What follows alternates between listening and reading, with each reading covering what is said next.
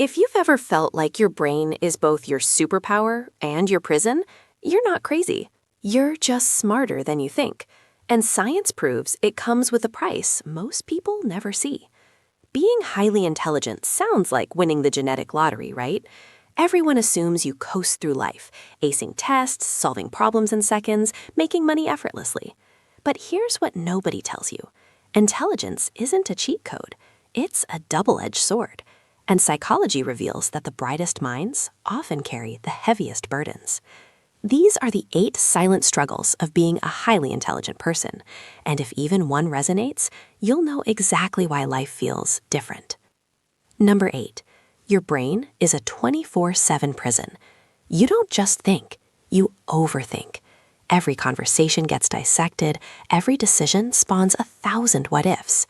While everyone else sleeps peacefully, you're replaying that awkward thing you said 3 years ago.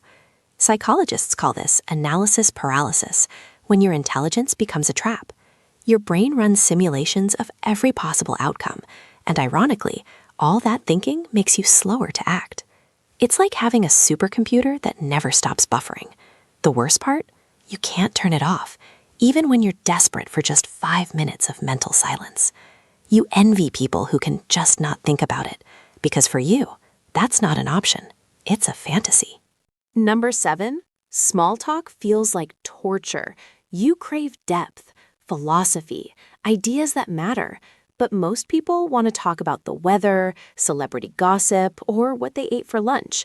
And when you try to go deeper, blank stares, awkward silence. You're not antisocial. You're just starving for substance in a world obsessed with surface-level noise. Studies show highly intelligent people have fewer friends, not because they're unlikable, but because meaningful connections are rare. Quality over quantity isn't a choice, it's survival. You would rather be alone than pretend to care about conversations that make your soul die a little inside. And the saddest part? You've learned to fake interest so well that people think you're fine, but inside, you're screaming for something real. Number 6, you see what others can't, and it's exhausting. Your brain is a pattern recognition machine. You spot lies before people finish sentences. You sense tension in a room nobody else notices. You predict outcomes like a chess grandmaster seeing 10 moves ahead. Sounds cool, right? Wrong. This hyper-awareness is a curse. You can't unsee manipulation, dishonesty, or hidden agendas. It's like having X-ray vision for human behavior and realizing most people are wearing masks. The emotional labor of seeing through everyone, it trains you. And the loneliest part? You can never explain what you see without sounding paranoid or judgmental.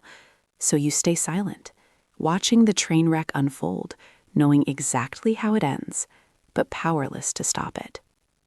Number 5, you're trapped by impossible expectations. Wait, you made a mistake? I thought you were smart. Sound familiar? When you're intelligent, people expect perfection. One slip-up and suddenly you're a fraud. Psychologists call this impostor syndrome, the nagging fear that you're not as smart as people think, and one day they'll find out. The pressure to always be on creates crippling anxiety. You're not allowed to be human. You're expected to be a flawless machine. And when you inevitably fall short, the shame is unbearable. So you hide your struggles, wear a mask of competence, and silently crumble under the weight of being everyone's smart friend. The truth? You're terrified that if people see you fail, they'll realize you were never that special to begin with. Let's continue with number 4. Boredom is your kryptonite. Your brain craves stimulation like an addict craves a fix. Routine tasks? Soul-crushing. Repetitive conversations? Painful. Mundane jobs? A slow death. Without challenge, you zone out, procrastinate, or spiral into existential dread. It's not laziness, it's neurological. Studies show intelligent people need novelty and complexity to function. When life gets predictable, your brain literally shuts down. You're not unmotivated, you're understimulated, and society mistakes that for failure. The tragedy? You're capable of extraordinary things, but the world keeps handing you mediocre puzzles to solve. So you self-sabotage, chase chaos, or numb yourself, anything to feel something other than the suffocating emptiness of routine. Number 3, perfectionism is your silent killer. Good enough? That phrase doesn't exist in your vocabulary. You set standards so high that even your wins feel like losses.